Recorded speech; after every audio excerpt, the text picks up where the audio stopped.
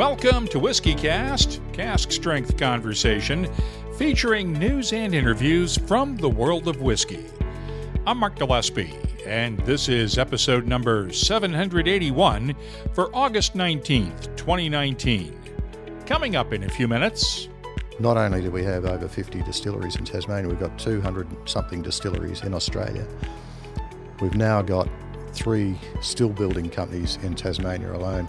We've got 3 cooperages now, whereas before we had none. We've got maltsters talking to us about coming up with malting systems so that we can have peated malt. This time around, Whiskey Cast has an Australian accent and focus. I'm on the road this week in Australia and spent the weekend in Hobart, Tasmania, where Australia's modern whiskey industry got its start 27 years ago. Patrick Maguire helped put Tasmanian single malt whiskey on the map when one of his Sullivan's Cove whiskeys won Whiskey Magazine's 2014 World Whiskies Award for the world's best single malt. We'll tour the Sullivan's Cove distillery with Patrick later on Whiskey Cast in depth. And we'll also visit the Tasmanian Spirits Showcase in Hobart as Tasmanian Whiskey Week wraps up. It's all just ahead, along with the calendar of events, your voice, behind the label, and of course the What I'm Tasting This Week department, all on this edition of Whiskey Cast. When you land on something special, you just know. Redbreast, the quintessential single pot still Irish whiskey, and a proud sponsor of Whiskey Cast. From far beyond the wall comes a whiskey for those who face the oncoming storm and never stop walking. Winter is here. White Walker by Johnnie Walker. White Walker by Johnnie Walker. Blended Scotch whiskey, 41.7% alcohol by volume. Imported by Diageo North America, Norwalk, Connecticut. Please drink responsibly. Let's get started with the news. It's brought to you each week by Heaven Hill Distillery. And we need to start with a story involving Heaven Hill, which is expanding into the Canadian whiskey business. Heaven Hill has agreed to acquire the Black Velvet Canadian whiskey brand from Constellation Brands, along with Black Velvet's distillery in Lethbridge, Alberta, and several smaller whiskey brands produced there. The price tag is $266 million in cash, and the deal must still be approved by regulators in Alberta, where Black Velvet has been distilled since 1973. While it hasn't been mentioned often in the recent Canadian whiskey renaissance, Black Velvet has traditionally been a strong seller. It's the number 2 Canadian whiskey in sales, with around 2 million cases each year. And Heaven Hill spokesman Josh Hafer says that makes it a perfect fit for the company. Black Velvet, is a historic brand, one that we're excited about because it fits our portfolio of whiskey brands and frankly, non-whiskey brands that are of unique scale and at a price point that we're very good at selling, and in retail where we're also exceptionally good. So we can serve a lot of masters here with a brand that a publicly traded company like Constellation might see as slow growth and not benefiting their revenue goals, whereas we can nurture a brand like that and not have to serve external stakeholders and their expectations of our revenue growth. But if you look at notably Evan Williams or Christian Brothers Brandy, Admiral Nelson's Rum, these are brands of large volume that fit with what we're trying to do as a company and can help us grow brands like Elijah Craig and Pikesville and Lunasul Tequila and those types of brands that are smaller in scale but are growing at a rapid pace. So where do you take this brand now? What's the goal with Black Velvet? Well, for now, I think it's status quo. Frankly, again, Constellation, this was not a good fit for their portfolio and what they're trying to do long term, which is grow more premium spirits and really maybe even concentrate a little bit more on wine. You'd have to ask them. But for us, we get to continue to churn with this brand. It's a great, steady product in a category that is really probably going to start emerging as we start to see whiskey as a whole, start to gravitate outside of the sort of siloed consumers of American whiskey or Scotch whiskey.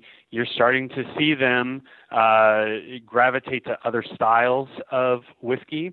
And the halo effect of that, and we've seen that with Evan Williams most notably, the premium side is probably the first step into new categories, but then consumers naturally gravitate to more consistent variety and that sort of thing out of, Evan Williams or Black Velvet, and that becomes there every day.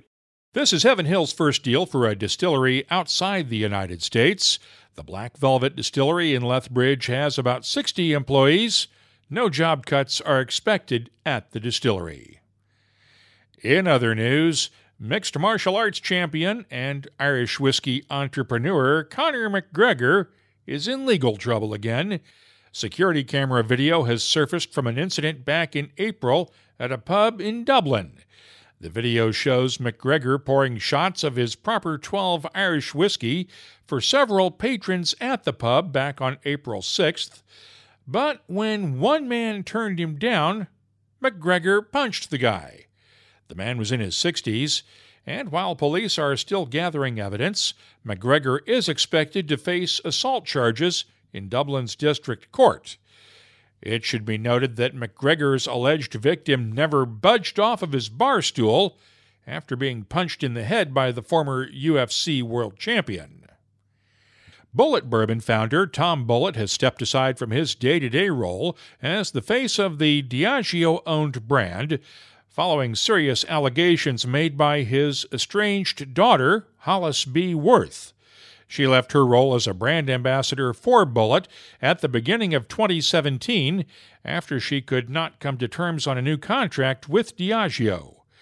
In a series of Facebook posts this summer, she has been increasingly specific about the abuse she alleges she received from her father. And while we will not go into those specifics here, a Diageo spokesperson told us in an email that the company only became aware of those allegations recently when notified by her attorney. And, quoting now, "While it would be impossible for us to determine the veracity of these claims given their nature, it was decided that Mr. Bulleit would step back from his brand ambassadorship role." It should be noted that Tom Bulleit denies the allegations, and no one involved in the dispute has been willing to go on the record publicly with us in an interview. According to the Lexington Herald-Leader, Bulleit and Diageo made the decision that he would step aside at the end of July after receiving the letter from Hollis Worth's attorney, but did not announce it until after she made her latest allegations public last week. Tom Bulleit told the Herald-Leader that he does hope to return to the brand at some point in the future. Meanwhile, Diageo is facing another lawsuit in Scotland over claims of property damage from a fungus that feeds on alcohol vapors. An Edinburgh judge has ruled that the lawsuit by Thomas and Gail Chambers of Bonnybridge can proceed. The couple claims damage to their homes from the Bodonia compneacensis fungus has reached 40,000 pounds. Their home is located near Diageo's Levenmouth maturation warehouses. The Bodonia fungus is said to feed on alcohol vapors in the air and has been blamed in a number of lawsuits against Diageo and other whiskey makers in both Scotland and Kentucky. Diageo told the drinks business that while the company is sympathetic to the claims, the black mold appears on buildings all over Scotland, even where there are no whiskey warehouses nearby, and that there is no clear environmental factor to blame for the mold. We'll catch up on new whiskey releases and the rest of the whiskey news next time around.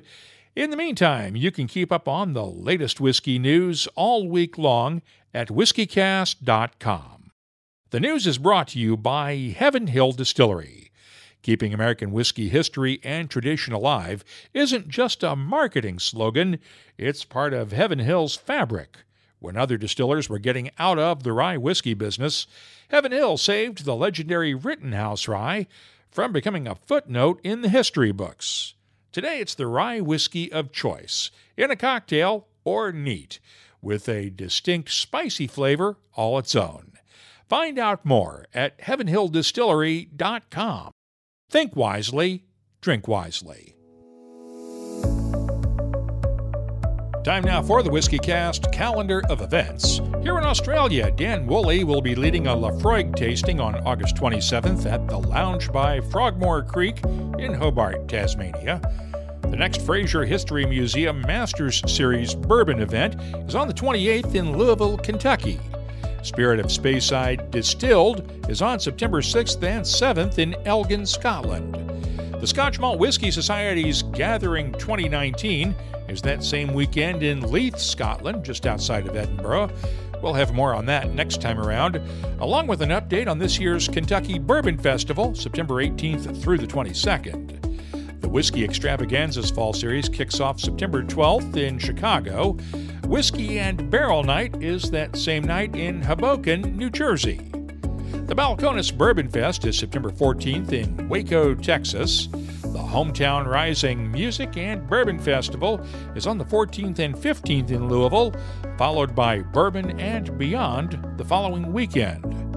Whiskeys of the World is September 19th in Houston, Texas, and on the 21st in Austin, Texas. Finally, Whiskey Live Moscow is set for September 20th and 21st. We have 198 different events right now on the searchable calendar at whiskycast.com. Just click on the search button to find out what's happening near you or wherever you'll be traveling soon. From deep in the north, far beyond the wall, the howl of the frozen wind brings word of something new. A whiskey from the land of always winter, for those who face the oncoming storm and never stop walking. Winter is here. White Walker by Johnnie Walker. White Walker by Johnnie Walker. Blended Scotch whiskey, 41.7% alcohol by volume. Imported by Diageo North America, Norwalk, Connecticut. Please drink responsibly. Whiskey Cast In Depth is brought to you by Mortlach. Once again, I'm in Australia this time around. Had the chance to visit Hobart, Tasmania over the weekend for the final couple of days of Tasmanian Whiskey Week. Tasmania is where Australian whiskey was revived 27 years ago when Bill Lark persuaded the government to relax its laws on distilling. Those laws had been inherited from British colonial rule and only allowed distillers to use massive high-capacity stills. Because of that, local whiskey production in Australia had pretty much died out by 1992. That's when Bill Lark set up the first legal distillery in Tasmania, and while he has since sold it to Australian Whiskey Holdings, he is still revered as the godfather of Australian whiskey. I caught up with him at the Tasmanian Spirits Showcase on Saturday in Hobart. What does it mean to you to see so many people at an event like this that wouldn't have existed even 5 years ago? No, this event's only in its third year, and this session's not sold out, but it looks like it to me. It's just really wonderful. Everybody's extremely happy with the products they're tasting. I am. I've been around only half a dozen now, and every one of them is just sensational. But look at the conversation going on in the room. Look how happy people are. I think it's wonderful, Mark. You are regarded as the father of Australian whiskey. We've talked about this before, but explain the background here, because for many years, distilling essentially on a small scale was pretty much non-existent in Australia until you came along in 92. No, that's correct, because if you went to get a licence prior to that, you were required to have some reasonably sized industrial operation. I had a little tiny still, and I just wanted to get a licence, and they wanted me to, but they couldn't do it. So I just luckily met our local federal member who put me in touch with the Minister for Customs, Science and Small Business, who loved whiskey, and he said, go back and apply for your licence and I will amend the legislation. And he did. So in 1992, under that new amended legislation, we got Australia's first craft distillery licence. And it's only snowballed from there, right? Well, I just saw something on the internet the other day where somebody's put together a map of Australian distilleries. There's over 200 Australian distilleries. It's quite amazing. And the great thing about it is we're all pretty good friends and we all try and help each other to produce good product. And I think that's shown today. And that's really sort of the tradition in the whiskey industry, is helping each other out. I think without that collegial attitude, we wouldn't be where we are today. It is a signature of our industry. I hope we can hang on to it as we grow forward. But you still face a lot of problems. The taxation regime here is ungodly, to say the least. Oh, I wish I was doing this in America. Yeah, look, it's the excise here in Australia is about 10 times that of what it is in America, and we're probably one of the highest excise regimes in the world. Luckily, the federal government has finally woken up that we could be potentially an industry that's going to employ a lot of people and be good for Australia. So they've just started offering us excise relief, and it's small yet, but for a start-up distillery, it's a godsend. So it'll help those people that are starting up to overcome that problem we had. But it doesn't really help at the consumer pricing level, does it? No, I don't think we'll see much of a difference there for a little while, but it's a start in the right direction. It's enabling the distilleries to get started. The government is now seeing the benefit of contributing to the industry. So I think, we've come a long way, as you know, Mark, in the last 10 years. Let's look 10 years ahead, and I think we will see a benefit to the consumer by then. My first experience with Australian whiskey came back in 2011 when I first met Bill, Patrick Maguire, and Mark Littler at Whisky Live Paris, where they were trying to convince European whiskey snobs to try their single malts, with little success. After they went out into the crowd and started pouring away from their stand, the word got out and people started slowly coming by to try their whiskeys. This Saturday, there were practically lines to try Mark Littler's Hellier's Road whiskies.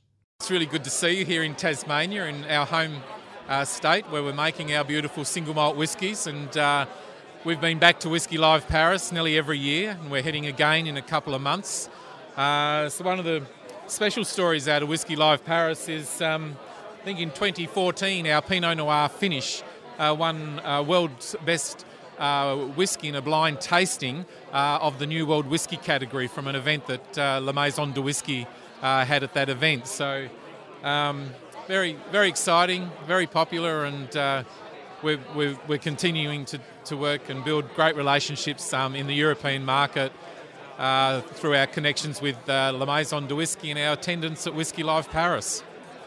How has the distillery grown over the years since we last talked? Yes, well, we've started more of an aggressive brewing and distilling program. So we're roughly filling twice the amount of casks that we're selling and tipping for selling. So that's exciting. We've picked up an amazing amount of awards. So last year, our slightly peated 10-year-old won Australia's Best Single Malt Whisky, Champion Whisky, at the Australian Distillers event. Our people have picked up some amazing awards. We're getting in excess of 30 to 40,000 people through our distillery each year up in the northwest coast in Burnie, and that's really amazing. So we've got people now coming into our distillery from all around the world, and a lot of them, or some of them, are coming up to us saying that one of the reasons that they've come to Tasmania is to explore Tasmanian whisky and see the homes of some of these great whiskies that we're making, and Hellier's Road is amongst that. Did you think it would take this long to get to that level, though, when we first talked 9 years ago? Yes, well, maturing good quality single malt whisky takes time, and we were well aware of that. We only invested to be a success and to take amazing good quality whisky to the market, and that comes from our 60 years of being in business in the dairy industry with milk. So we've just recently, in the last month, sold our milk business to focus and have a single focus and dedicate all our effort and energy and resources and passion into building the Hellier's Road distillery brand even more. Where do you plan to export to next besides Europe? Well, we've opened up markets over the last, since 2010. when we spoke in Paris. We've got product now going into Taiwan. We've just signed an exclusivity agreement with a distributor in Vietnam. We've had shipments into China and Hong Kong. And we've also got repeat orders going into the US. So we are small. We're about building up it's been very important for us not only to build up the quality in our whiskey, but the quality in those relationships so that we build and grow together as that demand for our product comes into the market. And last year also, just through our careful approach and getting building up and aiming for our vision of being a world-class whiskey business on the export market, our local state government here anointed us as State Exporter of the Year. So that was another nice award to bring home for the efforts that we're doing taking our product around the world. The other person who could qualify as a godfather of Tasmanian whiskey is Patrick Maguire. He started out alongside Bill Lark at what was then known as Tasmania Distillery, making Sullivan's Cove single malt while Bill was at Lark Distillery.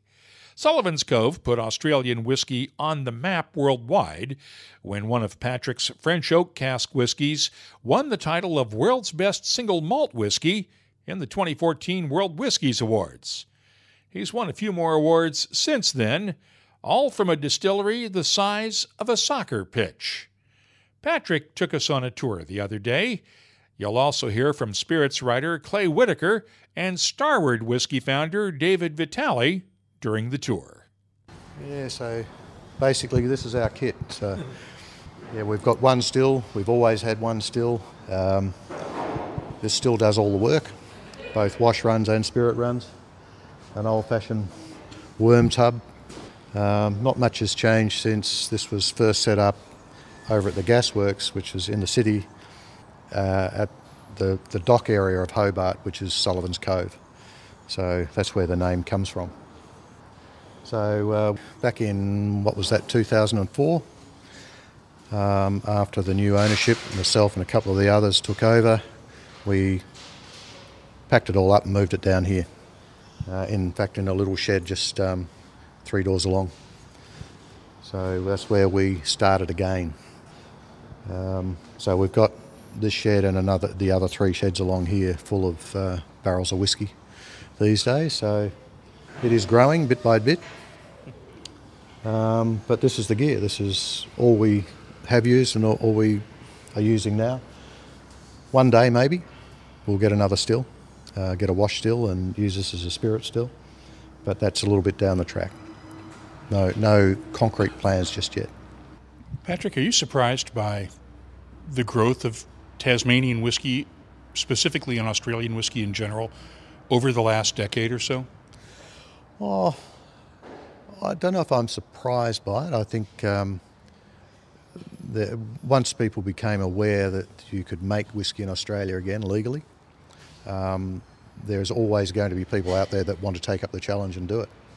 So it didn't surprise me that more and more people got into it. I mean, look at David Vitale there. He got into it before Australian whiskey really became known at all. So there were a number of people then. I was talking to somebody the other day who from Spring Bay Distillery, Susie. She said her and her husband set up Spring Bay Distillery, which is on the east coast of Tasmania, back in 2015, 4 years ago. There were 9 distilleries here then. Now we've got over 50 in Tasmania.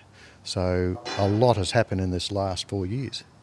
But there were people back then, back as far as 2015 or 2014, planning to build distilleries. So no, I'm not surprised. I'm pleased with the amount of interest that our whiskies are getting. And I think that's happening because everybody that is making whiskey in Tasmania and Australia making good quality. So none of us are big. We're all very hands-on. But that'll grow. Yeah, it'll be interesting to see what happens in the next 10 years. I remember being at Whiskey Live Paris, I think in maybe 2011 or 2010. When I got my first taste of Australian whiskey, it was basically I think you guys, Bill Lark from Lark Distillery, and the guys from Hellier's Road, and that was about it back then. I remember those events very well. Well, Bill and myself went over there and we had a few different Tassie whiskies to put out on the table, and we had a little Australian flag flying, and I think we probably had a koala bear and a kangaroo in the corner there somewhere, and there was a big arc around us. Nobody wanted to know. Everybody, they were looking at all the other whiskies there available, and then they saw this Australian flag and looked at us and just went the other way. So it was a bit of a daunting time. And Bill and myself were looking at each other thinking, what are we going to do here? So we decided to be brave. We went out there into the crowd and we almost lassoed people and dragged them back to our stand. And once we got talking to people and we gave them a taste of what we were doing, you could see their faces change, and this look of relief came over their faces, and they would say, oh, this is real whiskey, and comments like that. So we had to sort of encourage people to have a taste. But then we would get people coming around later in the day, in the afternoon, who would say, look, we walked past you this morning, but we've been told we should come and have a taste, so here we are. And it sort of built up over like that over a few years. But we found the French and the Dutch the same, Germans, they were very accepting of what we were doing once they had a taste. So it just went from there, and we had a very good markets over there for a long time. I'm not the only one, guys. So talk us through a little about your production volumes at this point. How does the process work? How many barrels are you guys filling a week? So what we do here is we don't make our wash. Yep. We buy our wash in from, we've got one of the oldest operating breweries in Australia, Cascade Brewery, which is just under Mount Wellington, at the back of the city of Hobart. They brew our wash for us, and in recent years we've also started work with a boutique brewery just down the street here called Last Right. So both of those breweries make wash for us. It's transported to us once or twice a week, 12,000 litres at a time. So just under the floor under here, we've got our wash tank, which we'll show you later, but we take delivery of the wash and then we process it through the still. So it's a 2,500 litre pot still, and we'll put 2,400 or so litres in that and do 5 wash runs. And the low wine will end up in one of these 5 tanks down here. And then we'll put it back in the still a second time and do 2 spirit runs. And we'll end up with those 2 tanks up there on the legs. They'll end up full of spirit at the end of the day. So it takes us about 3.5 days to process that into spirit. We'll fill around about 6 200 litre ex-American oak bourbon casks, or 4 300 litre French oak ex-tawny casks. So when I say tawny, that's Australian fortified wine, similar to port. So that's what we're making. But we also use other casks as well. We've experimented with different cask styles over the years, American oak, European oak. Some have had Chardonnay, various red wines, Tokay, Muscat, or Australian versions of those things. So Apera. There's lots of different things that we've been trying in the last 10 years ago. Simply because Australia makes a lot of good wine. Well, we like it anyway. And there's a lot of casks out there that we could use. And rather than buy cask in from Europe, which is a very expensive proposition for us, we're experimenting to see what we can use in Australia, what's available to us here. So we've had a lot of success, and later on you will taste, there's an American oak ex-tawny cask that we've got down there bottled, and we've got another one which is a Apera, or sherry, Australian sherry. So there's a couple of different casks there that you'll try that don't normally go out beyond Tasmania or Australia. At what point might you set up your own brewing setup here? Look, we're always thinking about that, and it is something that we will do one day, but there's no hard and fast idea about that at the moment. what those two breweries are doing for us works well. They're using only Tasmanian-grown barley. Cascade uses its own live cultured yeast that it's been using for the last 160 or 70 years, however long it's been going. So that gives us a good point of difference there. Last Rights, we're experimenting with yeast regimes with them at the moment, so we are trying several different yeast types over this last couple of years that we've been working with them, just because we want to see what else we can do. We're in Australia now. I think there's a lot of us, and David Vitale is one of those that's experimenting a lot with the way we can produce our whiskies, mature our whiskies, and these sorts of things. So we're learning. We've got a lot of experimenting to do over the next 10 or 20 years or longer. We need to really understand what we can do in this country, what our climate does for us, what our barleys do for us, what our yeasts do, the various types of casks that are available to us. What is all this going to bring? So we've sort of done the traditional Scottish method for a while, and now we're starting to experiment a lot more because there's a lot we need to know. Yeah. Are you experimenting with different barley varietals, things like that, or? Well, basically what we use is whatever is grown in Tasmania at this time. So at various stages, the barley regime that they use has changed, or the barley variety. Initially, when I first started in all this, we were using Franklin barley, which was a good barley for growing here. Then it went to Gardner. Now there's Macquarie. What else is there? Westminster. There's a few different ones that are being grown now. So every so many years they change their strains.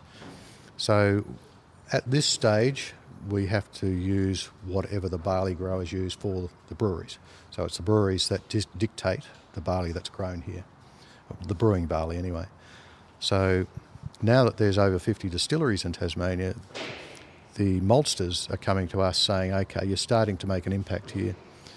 What sort of barley would you like? So we will get to the point very soon where we will be able to dictate what we think or what we hope might be a better style of barley for our whiskies. Having said that, we've had amazing success. A number of us have had very good success with the barleys that are brewed or made for the brewers that we have here. So do we want to change? I'm not sure. But nevertheless, I think we need to leave ourselves open for experimentation on this and not put our head in the clouds or not continue to look for things that might be good opportunities for us. Is there a difference between the barley that you guys are growing here in Tasmania and traditional Scottish barley that your colleagues up in Scotland would use? Well, probably not so much that. Once again, wherever they get their barleys from, they go through the same things where they've got to change their barley strains fairly regularly over time. And they would grow barleys that are suitable to their own environment. So yes, there's differences, but at the end of the day, it comes down to what would be a successful style of or type of barley to grow in a given place.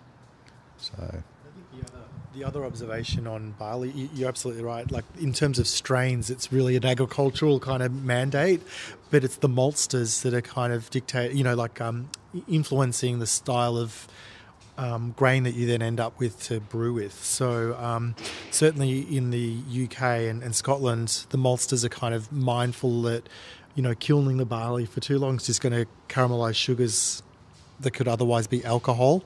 And I think that certainly in the brewing world, that's a lower priority in terms of just flavour and character. And I think that while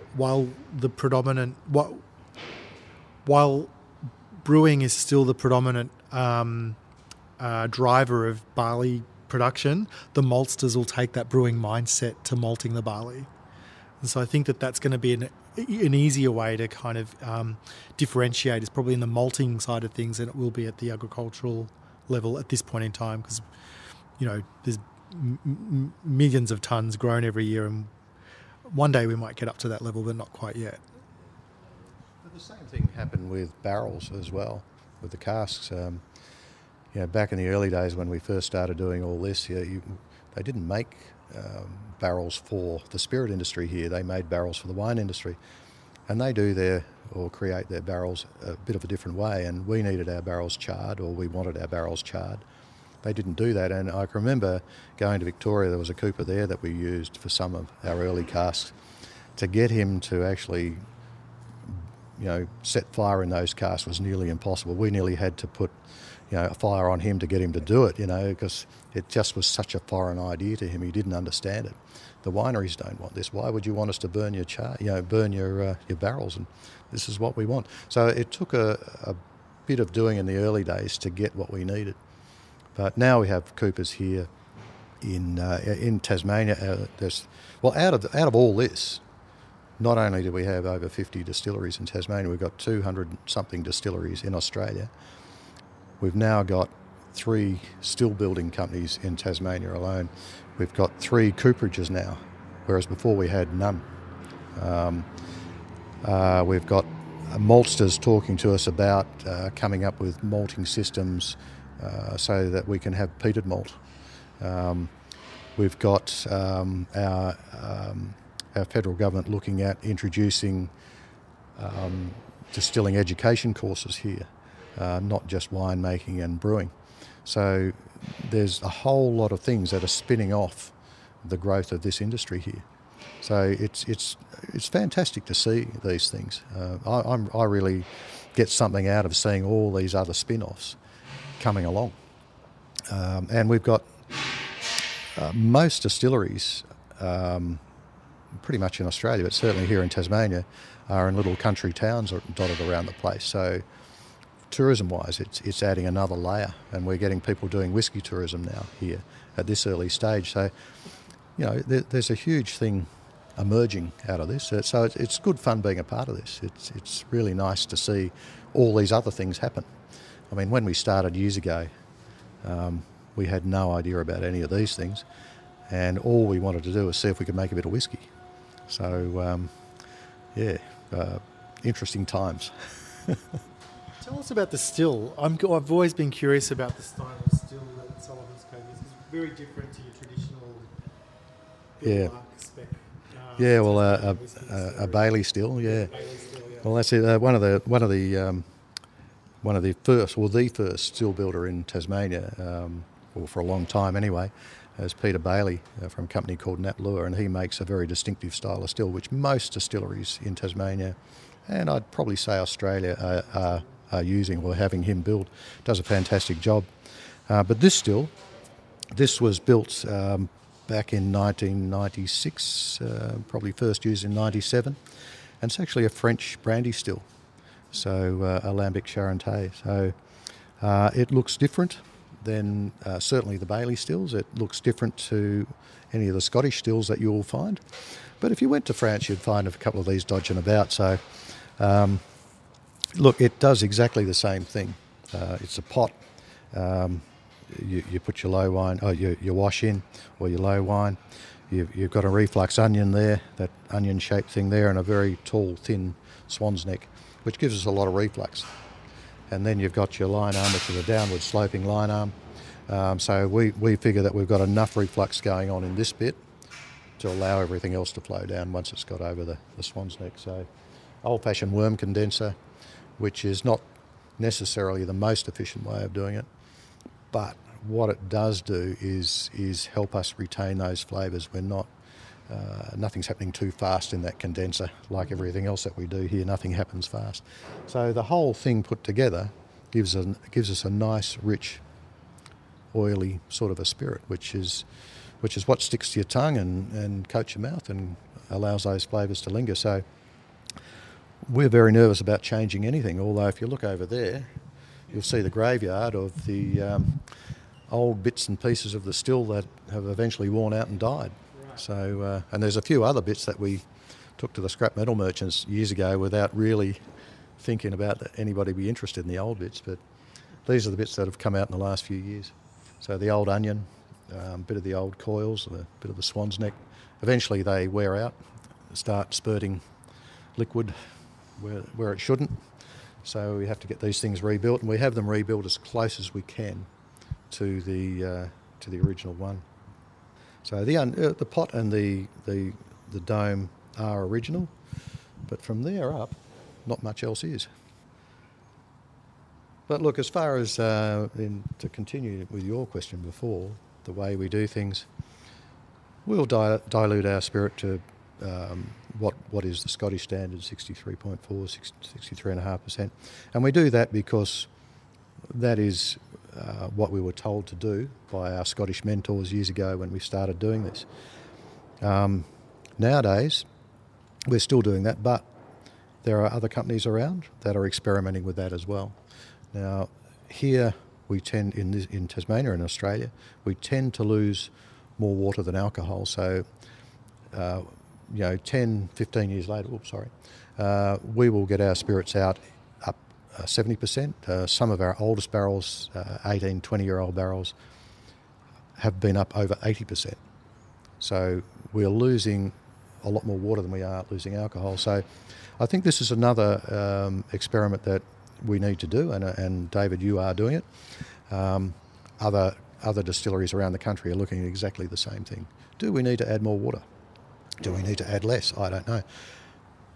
Go an hour away down to the Port Arthur, down on the peninsula here, only an hour's drive away, and Bill McHenry from McHenry's distillery makes very good whiskey as well.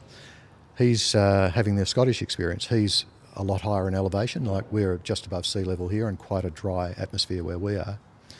He's in a rainforest area, most of the way up a mountain, and it's a lot more moist there. He loses more alcohol than water, which, I keep on saying to him every time I see him, you're the loser here, mate, we retain our alcohol, we don't mind losing water. We can always add that later, but it's amazing how different microclimates will affect the spirit and people are maturing. So with us, with our maturation process, we have always used the larger format barrels, so that's the 200-litre American Oak ex-bourbons, or generally the 300-litre European Oak ex-fortifieds, and that's what we've been using for many, many years now. We'll also mature our barrels out to when we think the barrels are ready to bottle. It's not so much of when a barrel turns 10 or 12 this year, we'll bottle them anyway. We go to a lot of trouble, and almost daily we're tasting a series of barrels to try and find ones that we think are ready to bottle. So that's what we have done for years now, and because each barrel has its own time, I believe anyway, and there's a lot that goes on in the barrels over the years. Short time in the barrel doesn't really cut it. If you want that texture, you want that finish, that only time will give. So I always say to people there's 5 ingredients when you're making whiskey. So you've got barley, water, yeast, the oak and time. And they're all as important as each other. I don't think that any one is any less or more important, but time is important, I think, as well. I'll have more from Australia next time around on WhiskyCast In Depth. And as I've mentioned the last couple of weeks, I'm here on a press trip that was organized by Starward Whiskey in Melbourne, and support for our coverage from Tasmania came from the owners of Sullivan's Cove and Lark Distilleries. As always, full editorial control over the content of this episode remains with WhiskyCast. And that's WhiskyCast In Depth, brought to you by Mortlach, whiskey's best-kept secret, hidden for decades in some of the world's most famous Scotch whiskies, comes a single malt inspired by an original for a fortunate few. Discover the entire Mortlach lineup at malts.com. Let's start off the What I'm Tasting This Week department with a successor to that 2014 World Whiskies Awards winner. Sullivan's Cove Cask TD 268 is a French oak cask that had previously been used for tawny wine, that's the Australian equivalent of port, and it was matured for just a month shy of 11 years. It's bottled at 47.5% ABV. The nose has notes of raisins, red grapes, molasses, brandy, toffee, and Christmas cake. The taste is thick, oily, and spicy with clove and allspice, balanced nicely by Christmas cake, toffee, raisins, and honey. The finish, long, fruity, and luscious. I'm scoring the Sullivan's Cove French Oak Single Cask TD 268 a 95. Now let's look at the Hellier's Road Pinot Noir finish. It's bottled at 46.2% ABV. The nose is fruity and floral with raspberry and strawberry notes, a touch of dried flowers, red grapes, and just a hint of honey. The taste rich and fruity with a good spiciness underneath. Fresh berries, dried flowers, a hint of white pepper, and touches of honey and vanilla in the background. The finish is long and fruity, and I'm scoring the Hellier's Road Pinot Noir finish a 94. Now let's look at the debut release from Tasmania's Iron Horse Distillery. Its Tasman Whiskey Bourbon Cask is bottled at 47% ABV. The nose is malty with a hint of citrus, vanilla, and honey. The taste has a nice malty touch of barley sugar, lemon zest, white pepper, allspice, and red apples. The finish is long and smooth with a good balance of spices, sweetness, and fruits. I'm scoring the Iron Horse Bourbon Cask a 91. And I'll finish up with the Overeem Distillery Port Cask.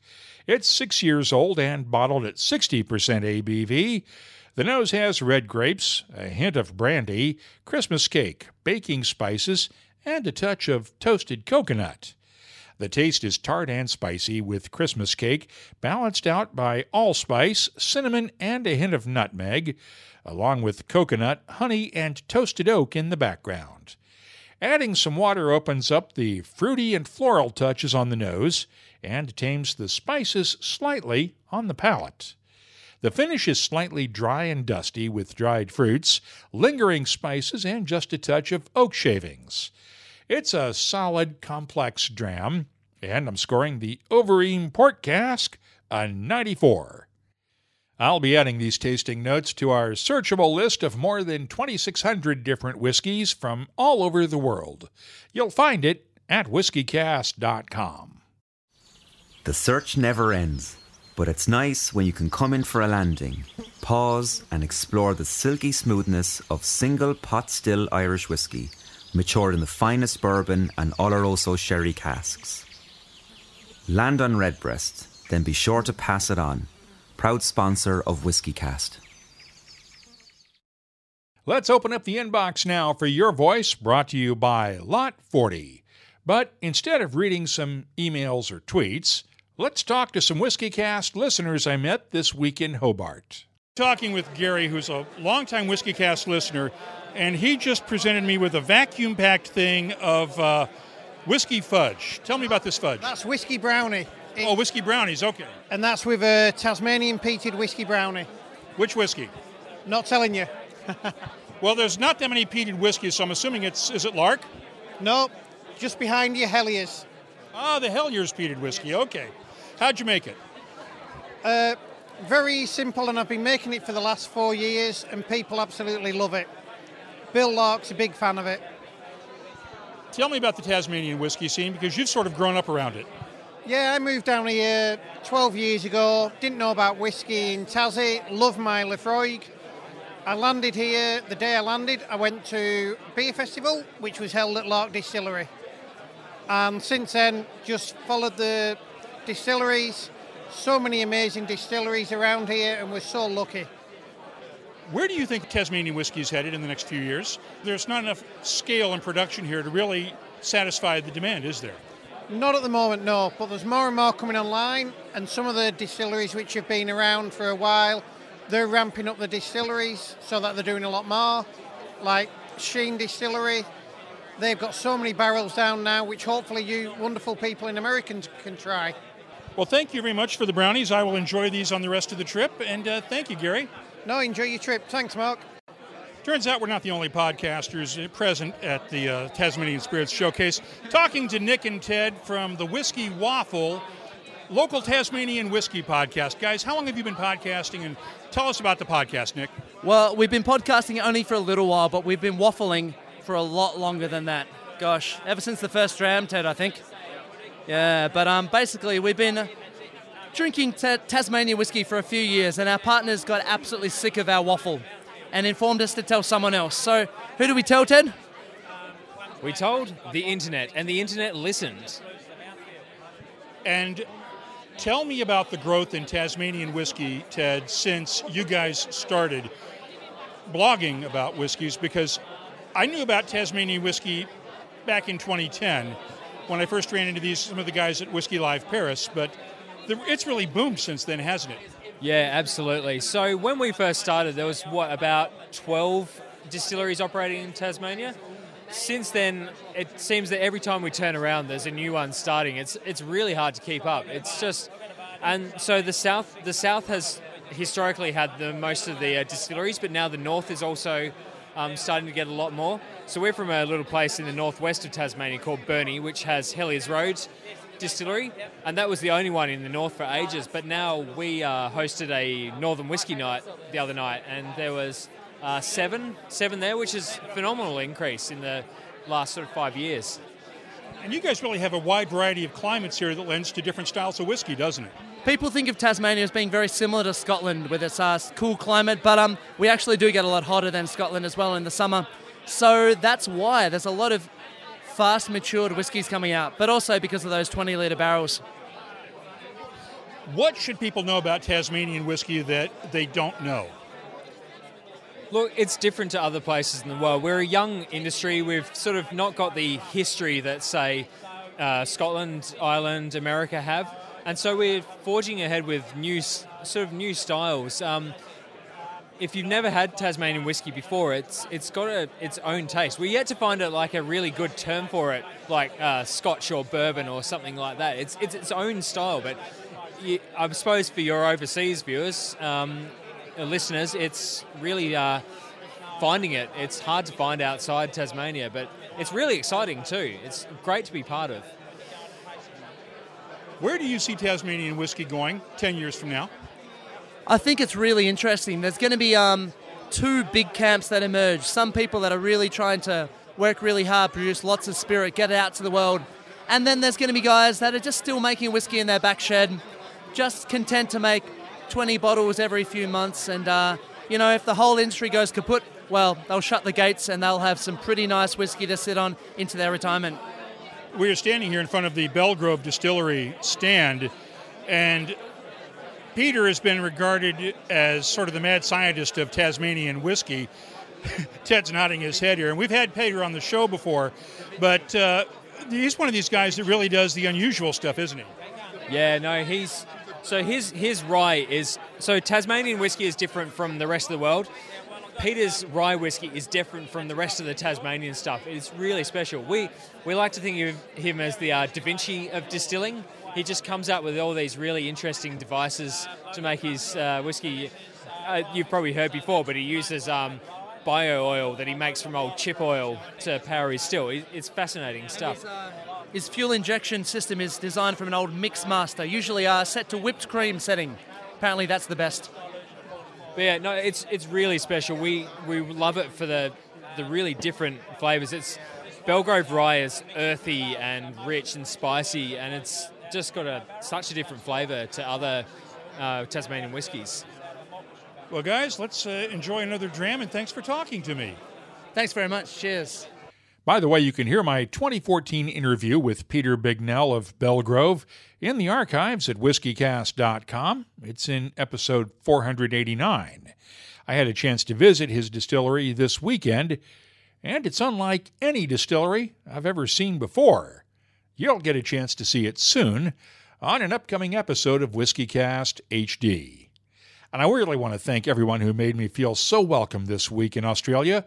There is one clarification I do need to make, though.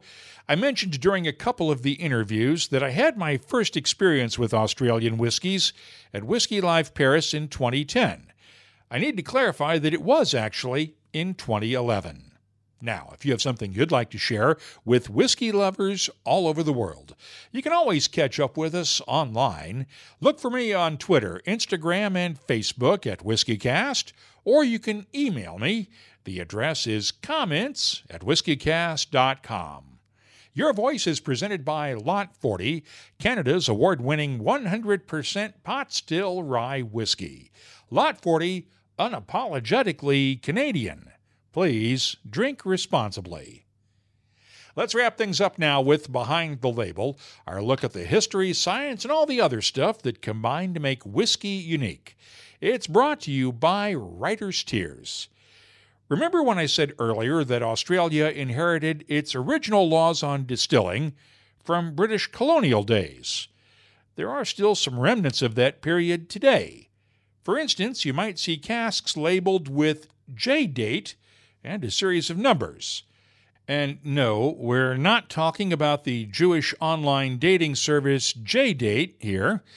J-date in this case refers to the old Julian calendar that dates back to Julius Caesar, and it was how they counted the days at Caesar's palace.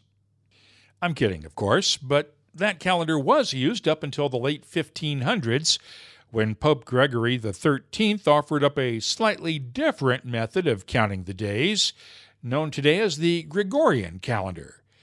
The Julian calendar still had some uses into the last century, and technically, Australian law still requires distillers to label their casks with the date on the Julian calendar. For instance, August 19th is the 231st day of the year in 2019, so a cask filled today would be labeled 9231. The first digit refers to the year, while the last 3 days refer to the day. Now you can see where the problem is here. If you have whiskeys that are matured for more than 10 years, how do you identify between 2009 and 2019? So, while Australian law still requires Julian dating in theory, there are a lot of distillers who are using the Gregorian calendar and modern-day dating instead. So far, no one has been cited for not using the Julian calendar date. Of course, the first inspector to write someone up will probably be named Brutus. Et tu, Brute? Sorry about that. And now that we have all of our Roman history wisecracks out of the way for a few years, if you have something you'd like us to look at on Behind the Label, just use the contact form at whiskeycast.com to get in touch with us. Behind the Label is brought to you by Writer's Tears. Writer's Tears Copperpot, a unique triple distilled premium Irish whiskey, combining single malt and single pot still. First fashioned in the 1700s and still a rarity today. Sure, as we say in Ireland, what's rare is wonderful. Writer's Tears Copperpot. That's all for this episode of WhiskeyCast. You'll find links for the stories in this episode in our show notes at whiskeycast.com, and that's also where you'll find links for our WhiskeyCast HD videos and the WhiskeyCast Tasting Panel podcast. You'll also find the latest whiskey news, my tasting notes, the whiskey photo of the week, and a complete archive of all of our past episodes dating back to 2005. Now, if you want to make sure you never miss a single episode of WhiskeyCast, all you have to do is click on the subscribe button in your favorite podcast app, whether you use Apple Podcasts, Google Podcasts, or another app. That way you'll get every episode as soon as it's finished. And by the way, WhiskeyCast is also available on your home smart speaker, Spotify, and other services too. We love hearing from you. Get in touch with us on Facebook, Twitter, or Instagram at WhiskeyCast. And my email address is comments@whiskeycast.com. From far beyond the wall comes a whiskey for those who face the oncoming storm and never stop walking. Winter is here. White Walker by Johnny Walker. White Walker by Johnny Walker. Blended Scotch whiskey, 41.7% alcohol by volume. Imported by Diageo North America, Norwalk, Connecticut. Please drink responsibly. When you land on something special, you just know. Redbreast, the quintessential single pot still Irish whiskey, and a proud sponsor of WhiskeyCast. WhiskeyCast is a production of Cask Strength Media, copyright 2019, and comes to you most of the time from the charming, yet regrettably dry town of Haddonfield, New Jersey. This time around, I'm in Australia, and until next time, when you drink, please drink responsibly. I'm Mark Gillespie, and thanks for listening.